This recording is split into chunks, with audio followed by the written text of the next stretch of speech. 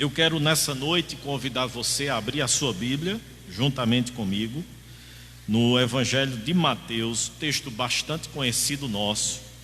Mateus, capítulo de número 11, nós vamos ler o versículo 28, 29 e 30.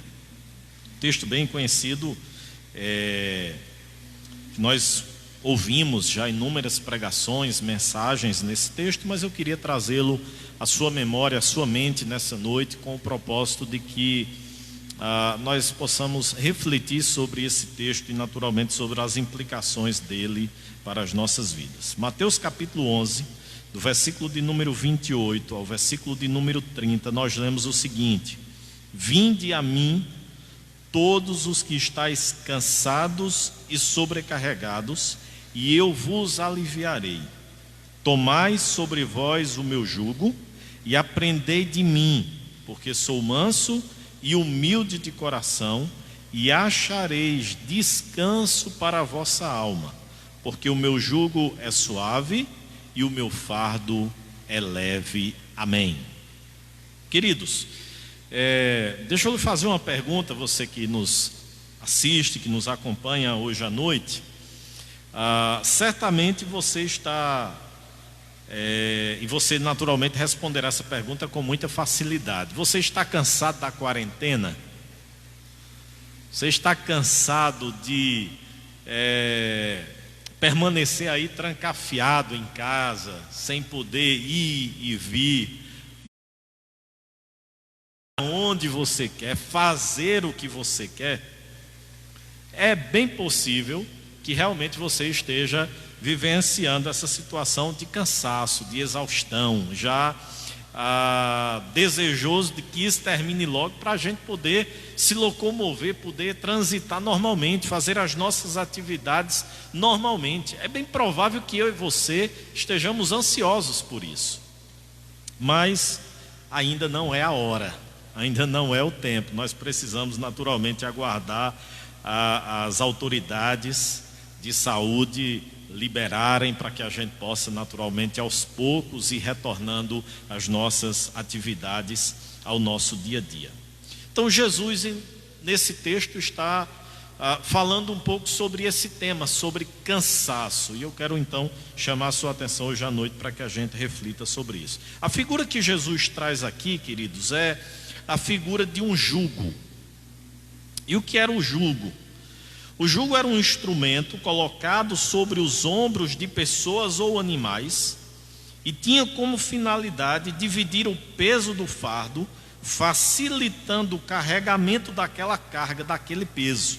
Então, era colocado aqui na nossa região, não é? Aqui na nossa região, no sertão, no interior, nós sabemos, nós usamos até uma outra expressão, nós chamamos de cangaia, não é? Aquele instrumento que é colocado sobre os ombros de um animal, de um jumento, de um burro, de um cavalo, de um boi, não é? Para que ali ele possa carregar um peso dividido entre o lado esquerdo e o lado direito. O jugo era um instrumento que se colocava no pescoço, ali naquela região do pescoço do animal, justamente para que ele, quando estivesse puxando uma carroça, carregando um peso, o peso, esse fardo, fosse dividido, não estivesse pendendo nem para um lado nem para o outro. E Jesus, como excelente mestre que era, ele toma por base essa figura muito conhecida da sua audiência, dos seus ouvintes, porque Jesus não era alguém insensível ao conhecimento e à realidade daqueles que naturalmente o assistiam e o ouviam.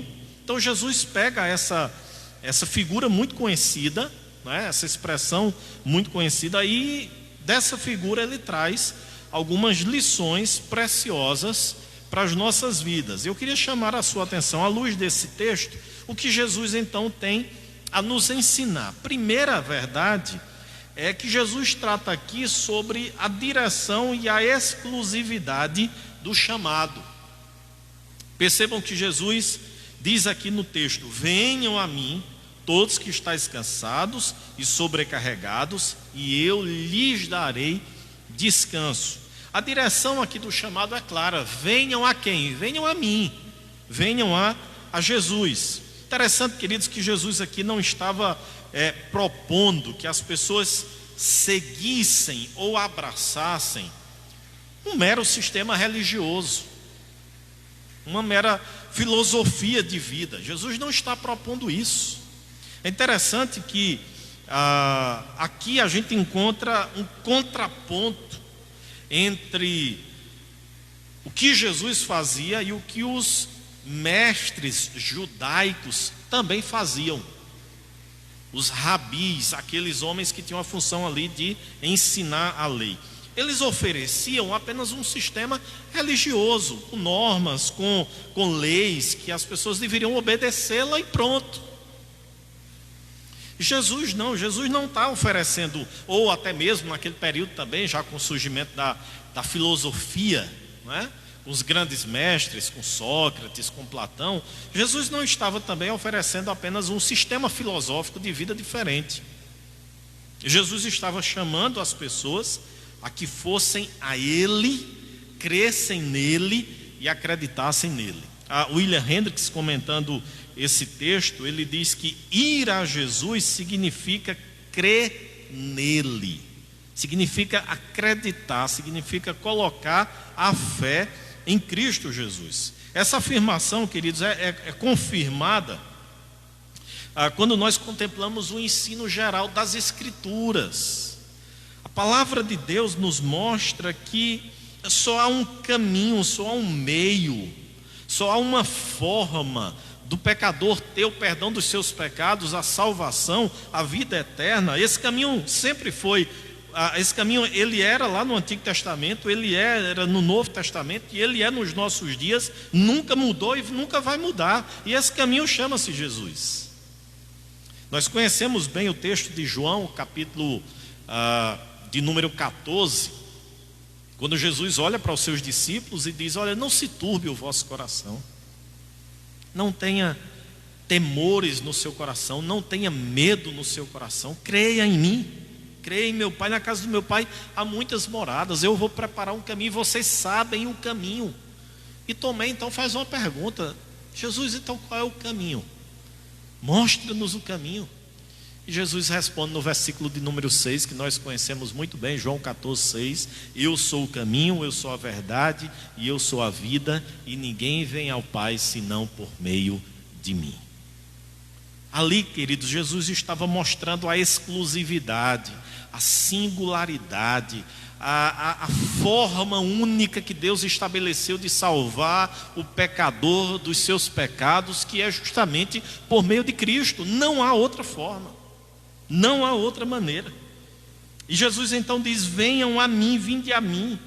Aqui ele mostra a exclusividade desse chamado, a singularidade desse chamado. Não é Jesus e mais boas obras, não é Jesus mais alguma coisa, não é Jesus mais outras pessoas, é Jesus e somente Jesus. É isso que ele está aqui nos ensinando. As pessoas devem ir a Cristo, ou devem crer em Cristo e apenas em Jesus para serem salvas. Somente Cristo é o Salvador. Nós lemos essa expressão no texto de Atos, capítulo de número 4, versículo de número 11 e 12, quando Pedro está perante o sinédrio judaico, e ele estava ali falando a respeito de Cristo. Ele disse o seguinte,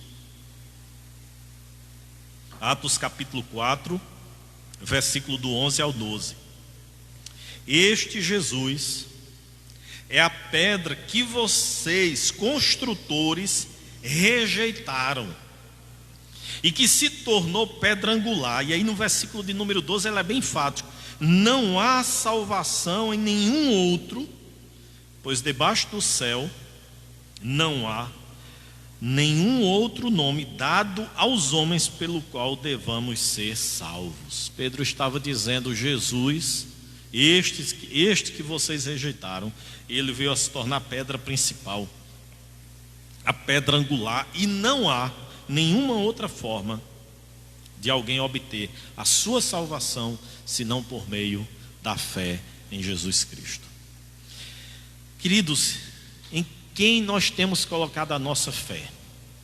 É oportuno que a gente, nesse período de coronavírus, de incerteza sobre a durabilidade da nossa vida, a gente naturalmente esteja lembrando que não é um sistema religioso que nos salva, que não é uma instituição religiosa que nos salva, que não são boas obras, que não são qualquer outros deuses criados e forjados pela imaginação humana. A salvação é exclusiva por meio da fé em Cristo Jesus. Por isso que eu lhe convido hoje à noite a colocar a sua fé, a sua esperança, a sua confiança somente em Jesus Cristo. Mas o texto nos mostra também, queridos, que além dessa direção e exclusividade do chamado, há também uma abrangência e condição do chamado. Percebam comigo o versículo de número 28, quando Jesus disse: venham a mim todos os que estão cansados e sobrecarregados, e eu lhes darei descanso. Quem seriam esses todos aqui? A gente poderia pensar que Jesus estava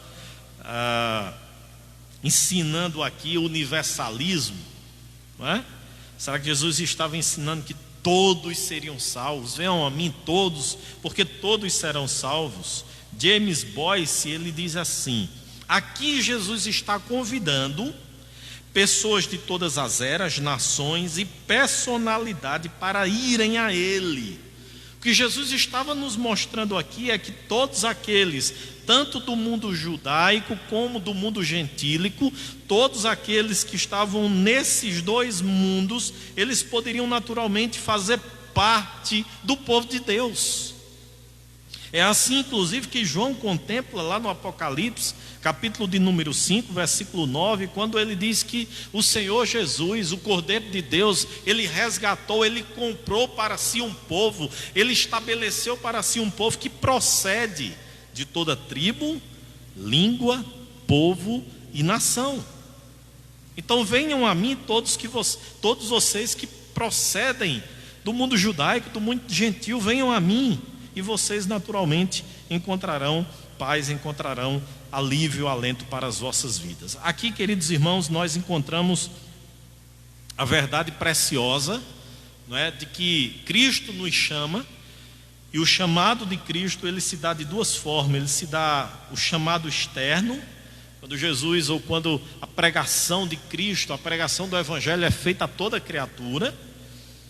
E ao mesmo tempo o chamado interno, que é aquela vocação eficaz, a ação do Espírito Santo de Deus no coração daquele que naturalmente o Senhor de antemão preparou e predeterminou que seria filho de Deus, não é? Somos chamados por Jesus: vinde a mim todos que estáis cansados e sobrecarregados. Pessoas de todas as raças, de todas as tribos, de todas as nações. Naturalmente Jesus salva pessoas procedentes de todos esses lugares, porque naturalmente ele assim o determinou. Agora é interessante, queridos, que ele estabelece aqui a condição, não é? Qual é a condição? Venham a mim todos aqueles que estão cansados e sobrecarregados. O que é que Jesus está tratando aqui? Jesus está mostrando que venham a Ele todos aqueles que admitem, que reconhecem a sua incapacidade de salvar a si mesmo. Essa é a ideia aqui de cansado, de sobrecarregado. Por que é que eles estavam cansados e sobrecarregados? Ora, os mestres judaicos estabeleceram de uma certa maneira a lei como um instrumento de salvação. E as pessoas queriam acertar a sua vida com Deus por meio da obediência à lei de Deus. E elas procuravam obedecer integralmente à lei de Deus, mas em algum momento falhavam, em um ponto ou outro, porque ninguém consegue obedecer integralmente à lei de Deus. E quando isso acontecia, vinha aquela frustração, aquela decepção, aquela sensação de que fracassou, de que falhou e de que naturalmente essa pessoa não iria obter a salvação, o perdão dos seus pecados. Isso produzia esse cansaço, essa sobrecarga. A ênfase, queridos, aqui de Jesus não é quanto ao cansaço, a sobrecarga oriunda dos problemas e dos sofrimentos físicos, mas espirituais. Aqui Jesus está tratando sobre aquela pessoa que intenciona resolver o seu problema com Deus por meio da sua própria força, por meio da sua própria justiça. E o máximo que essa pessoa encontra é frustração, fracasso, decepção, sobrecarga, cansaço, porque ninguém consegue acertar a sua vida com Deus senão por meio de Cristo.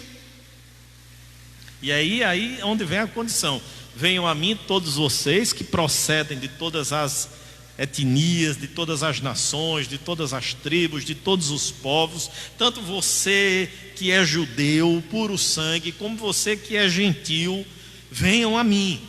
Vocês que são judeus ou gentios, mas que reconhecem, que admitem que são pecadores e que não conseguem por si mesmos acertarem a sua vida diante de Deus, né? Aqui Jesus estava mostrando, queridos, que a salvação, ela não é meritória. A salvação não é algo a ser conquistado, não é algo a ser merecido. É simplesmente graça. É simplesmente o reconhecimento de que nós somos imperfeitos e que nós dependemos e precisamos do Senhor Jesus. Terceiro aspecto que esse texto aqui nos ensina, queridos, é a substituição e o modelo do chamado. Versículo de número 29, percebam que Jesus disse: tomem sobre vocês o meu jugo e aprendam de mim, pois sou manso e humilde de coração, e vocês encontrarão descanso para as vossas almas, pois o meu jugo é suave e o meu fardo é leve. O jugo aqui, como eu disse na parte introdutória, ele servia para equilibrar o peso do fardo, facilitando o trabalho. O jugo também trazia a imagem de uma vara, onde um povo, quando subjugado por outro povo, tinha que passar, simbolizando assim submissão e sujeição. Aquela a expressão de uma vara, as pessoas usam até nos nossos dias como forma de brincadeira, né? Coloca-se uma vara e ali a pessoa vai passando por baixo até naturalmente conseguir ir o mais baixo possível. Mas naquele período era uma expressão de sujeição, de submissão. Olha, você está debaixo do meu controle, da minha autoridade, do meu governo, do meu domínio. E aí Jesus olha para essas pessoas, e qual era o jugo aqui que essas pessoas estavam carregando? Era o jugo da obediência à lei como forma de obter a salvação. E Jesus olha então para essas pessoas e diz o seguinte: vocês não vão mudar, vocês não vão deixar de ser submissos, obedientes a alguém, mas naturalmente vocês terão um jugo, um fardo leve, suportável, que naturalmente não vai gerar na vida de vocês, no coração de vocês, esse peso, esse sentimento de culpa, de sobrecarga, de cansaço que vocês estão carregando. Olha o que diz o versículo 29.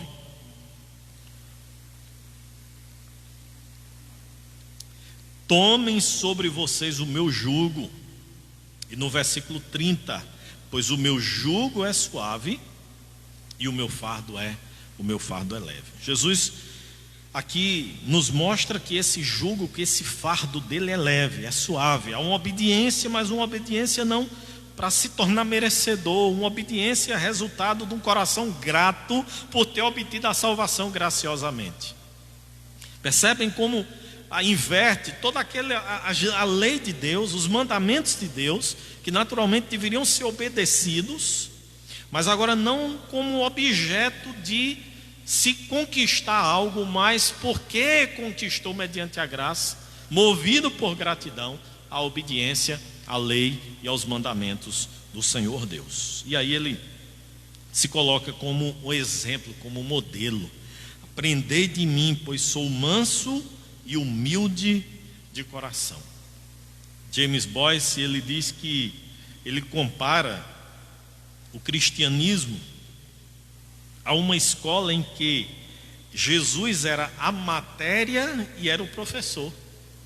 É interessante essa expressão aqui de James Boyce, quando ele diz que Jesus era a matéria e era o professor. E Jesus estava numa época, no primeiro século, queridos, quando a Grécia, né, que foi uma civilização que contribuiu bastante com esse conceito de escola, de lugar físico onde as pessoas se direcionam para lá para estudar, para aprender, não é? Diz a história que Platão foi o primeiro a oferecer uma educação regular por um período de 3 a 4 anos num local fixo. Os termos que nós conhecemos hoje relacionados à educação, como ginásio, academia, liceu, esses termos tiveram a sua origem justamente nos filósofos gregos, né, da Grécia Antiga, esse conceito. E por outro lado, a gente tem, dentro do mundo judaico, né, os grandes rabis, os grandes mestres da lei, os judeus, né, que estavam ali a ensinar continuamente a lei, aquilo que deveria ser observado, aquilo que deveria ser praticado. E aqui, queridos, esses ensinamentos, tanto da filosofia grega quanto dos judeus, o máximo que esse conhecimento, ou que esse ensino produzia, era cansaço, exaustão, sobrecarga, né? Então, a expressão aqui, ela denota a ideia de um trabalho braçal, trabalho pesado de fato, que você, depois de realizá-lo, seu físico fica ali sem força, sem energia, sem disposição para fazer muita coisa. E diante da variedade, né, de ensinamentos, de professores que aquela época de Jesus ali tinha, ele se coloca aqui como um professor, como a matéria.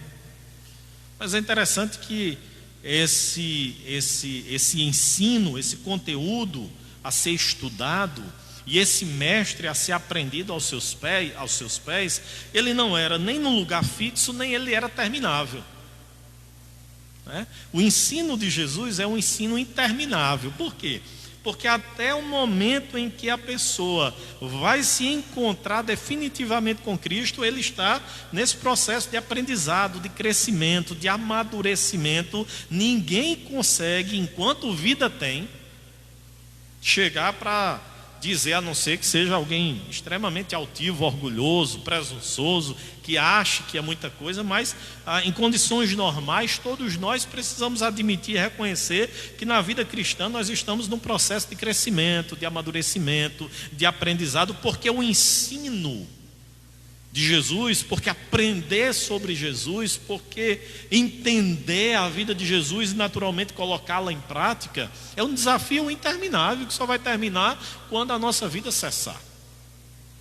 Ontem à noite eu estava assistindo um filme que é baseado num livro, né, muito conhecido, chamado Em Seus Passos, o que faria Jesus, né? Esse livro traz à tona, e o filme naturalmente também, esse questionamento: se Jesus estivesse no nosso lugar, o que era que ele faria? E aí o filme conta uma história de pessoas no seu dia a dia, com diversas atividades, e o questionamento que vai depois incomodar essas pessoas é justamente: se Jesus estivesse no seu lugar, quais seriam os seus procedimentos, os seus comportamentos, as suas palavras? Então a gente está sempre nesse processo, né? Jesus, quando coloca aprendei de mim, ele é o conteúdo, ele é a matéria e ele é o professor, não é? Ele é o professor. A Bíblia diz, queridos irmãos, que Jesus, durante o seu ministério, atraía multidões. Pessoas se direcionavam a Jesus com o objetivo de aprender dele, de ouvir suas palavras. E a Bíblia diz, os evangelhos registram, né, que as multidões ficavam maravilhadas, porque Jesus ensinava como quem tinha autoridade. aquela expressão daquele momento quando Jesus chega em Betânia e vai à casa de Marta e Maria, e o texto descreve lá em Lucas que Maria ficou quedada aos pés de Jesus, ouvindo os ensinamentos de Jesus. É bem verdade que Marta estava preocupada com a hospedagem de Jesus, em proporcionar para aquele hóspede ilustre, né, uma boa acolhida. Mas quando ela inclusive reclama, o senhor não se incomoda que eu esteja sobrecarregada com tantos serviços, tantos trabalhos, e minha irmã esteja aí sentada? Jesus respondeu: Marta, Marta, você anda inquieta com muita coisa, só uma coisa te é necessária, e Maria escolheu essa melhor parte, e ela não será tirada. Então, as pessoas têm um prazer de estar aos pés de Jesus, de aprender de Jesus. E hoje, queridos, nós precisamos ter também a palavra de Deus. A Bíblia Sagrada é a Deus falando ao nosso coração, é a carta de Deus para o nosso coração. E os Salmos nos diz, principalmente o Salmo 1, bem-aventurado é aquele que tem o seu prazer na lei do Senhor, e nessa lei medita de dia e de noite. Tem prazer porque são palavras doces, né? São as palavras de vida. A gente até tem um hino no nosso cenário: que alegre são, que alegre são. São palavras de vida, as palavras do Evangelho, as palavras da Escritura Sagrada, que nós devemos naturalmente ter prazer e ter deleite nessas palavras. E por fim, queridos, quarto e último lugar, o resultado desse chamado, né? Versículo de número 28. O texto nos diz que: e vos aliviarei, versículo de número 29, e achareis descanso para a vossa alma. Duas expressões aqui que Jesus utiliza para mostrar que aqueles que vão a Ele, aqueles que se despreendem de qualquer justiça própria, que reconhecem que não são merecedores da salvação, que a salvação não é algo a ser conquistado, a ser adquirido, estes naturalmente vão a Cristo, e quando chegam em Cristo, desfrutam de alívio, de descanso, de refrigério para as almas. Essas palavras deveriam ecoar no coração das pessoas cansadas, exaustas, sem forças para caminhar. Elas deveriam experimentar a riqueza que somente a verdade poderia proporcionar. E a verdade é que a salvação é um ato de graça, um favor imerecido. Um favor imerecido. Não era algo adquirido, não era algo conquistado, não era algo merecido. Era favor imerecido, era graça, era bondade de Deus sobre a vida do pecador, né? Crer nessa verdade traria alívio, traria refrigério para a alma daquelas pessoas. Duas observações a gente precisa destacar aqui nesse texto, queridos. A primeira é que, embora aqui os dois verbos, né, aliviarei e achareis, eles estejam num tempo verbal futuro, tanto o alívio quanto o descanso que Jesus proporciona aos seus discípulos não são possibilidades, ou seja, promessas que podem ou não serem concretizadas. Esses verbos estão apontando para uma realidade futura, mas não significa que há possibilidade. Por quê? Porque alívio e descanso acontecerão a todos aqueles que se achegarem a Cristo, porque a despeito do tempo verbal apontar para o futuro, o modo utilizado aqui por Mateus é o indicativo, o modo da certeza, da garantia, da coisa concretizada. Então, Jesus não está dizendo: olha, eu posso ou não dar alívio, refrigério, descanso ao coração de vocês. Eu darei alívio, refrigério, alento a todos aqueles que vierem a mim desprovidos de justiça própria, que reconhecerem os seus pecados e que naturalmente se renderem e se prostrarem diante de mim. Queridos irmãos, nós devemos entender, né, que é em Cristo que nós encontramos esse alívio, esse refrigério para a nossa alma, para o nosso viver, né? O apóstolo Paulo, escrevendo a sua carta aos Romanos, capítulo de número 5, versículo de número 1, ele disse assim: justificados, pois, mediante a fé, nós temos paz com Deus. Esse relacionamento que havia uma tentativa de pacificar, de apaziguar mediante esforço próprio, Quando se crê em Cristo, agora esse relacionamento é pacificado, ele se torna harmonioso. Isso traz paz. Não mais guerra, não mais conflito, não mais inimizade, mas traz paz, traz refrigério, traz alento para a alma, né? Outro resultado desse alívio, desse descanso, desse alento que Jesus nos traz, não apenas no relacionamento com Deus, mas também no nosso dia a dia, no nosso convívio, né? Quando nós entendemos que as nossas vidas, elas estão nas mãos de Deus, nós não temos medo com as preocupações, ou não ficamos preocupados com as circunstâncias, com o amanhã, porque sabemos que o Senhor, Ele cuida das nossas vidas e Ele providencia tudo aquilo que nós necessitamos. Eu queria trazer à sua memória o Salmo de número 23, muito conhecido, que nos diz: o Senhor é o meu pastor, de nada terei falta. Em verdes pastagens me faz repousar e me conduz a águas tranquilas. Restaura-me o vigor, guia-me nas veredas da justiça por amor do seu nome. Mesmo quando eu andar por um vale de trevas e morte, não temerei perigo algum, pois tu estás comigo, a tua vara e o teu cajado me protegem. Preparas-me um banquete para mim à vista dos meus inimigos. Tu me honras, ungindo a minha cabeça com óleo e fazendo transbordar o meu cálice. Sei que a bondade e a fidelidade me acompanharão todos os dias da minha vida, e voltarei à casa do Senhor enquanto eu viver. Querido, Jesus é o supremo e bom pastor, é aquele que de fato nos traz paz, nos traz refrigério, nos traz quietude. Somente em Jesus nós podemos encontrar alento, refrigério e paz para o nosso coração. Eu aqui cito uma canção, ou um trecho de uma canção bem antiga, mas muito oportuna para esse momento que a gente inclusive está vivendo. E a canção diz: essa paz que sinto em minha alma não é porque tudo me vai bem. Essa paz que sinto em minha alma é porque eu sirvo a quem me é fiel, Jesus Cristo. Então nós temos paz, nós temos alento, nós temos refrigério para as nossas vidas, não porque tudo nos vai bem, porque as circunstâncias humanas, elas são sempre favoráveis. Nós desfrutamos de paz, de alento para as nossas vidas, porque Cristo está conosco. Deixa eu lhe perguntar uma coisa: você está cansado? Você está sobrecarregado? Você está aflito? Você está sem alento? Você está sem forças? E eu não estou me referindo apenas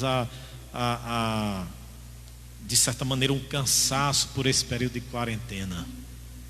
Você está cansado espiritualmente, sem forças, sem paz no seu coração, sem a certeza do amanhã. Eu queria convidar você hoje à noite para se voltar para Cristo, para reconhecer Jesus como seu Senhor, como seu Salvador, para crer nele e somente em Cristo Jesus. E nele você encontrará paz, alento, refrigério para a sua alma, para o seu coração. Eu posso orar pela sua vida? Feche seus olhos aí onde você está em sua casa e vamos orar nesse instante. Se você está nessa situação que eu acabei de descrever, e é possível que muitos de nós estejamos, vamos para Jesus, vamos crer em Jesus e vamos colocar as nossas vidas nas mãos de Jesus. Feche seus olhos e vamos orar. Nós queremos te louvar, te agradecer, porque em meio a todas essas situações, nós temos o Senhor, nosso amparo, nosso refúgio, a nossa fortaleza, o nosso escudo, a nossa torre segura.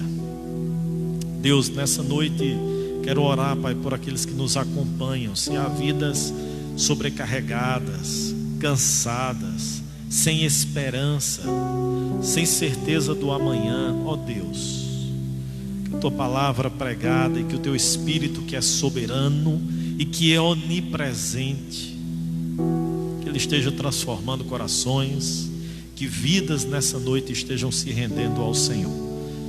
Ó Deus, nós suplicamos em favor dos nossos familiares, em favor das nossas vidas, em favor da nossa igreja, em favor desse país, do mundo, que tem sido assolado por esse vírus tão terrível. Sabemos, ó Deus, que só o Senhor é quem tem poder para coibir, para impedir, para cessar, para dissipar esse mal da humanidade. Por isso clamamos ao Senhor e pedimos que o Senhor assim intervenha e mude esse cenário para o louvor da tua glória. Mas dá-nos paz, dá-nos tranquilidade, dá-nos ousadia, dá-nos coragem, Senhor, para enfrentarmos o amanhã, tendo a certeza de que as nossas vidas, elas estão nas tuas mãos. É isso, ó Pai, que nós te pedimos nessa noite, em nome de Jesus. Amém.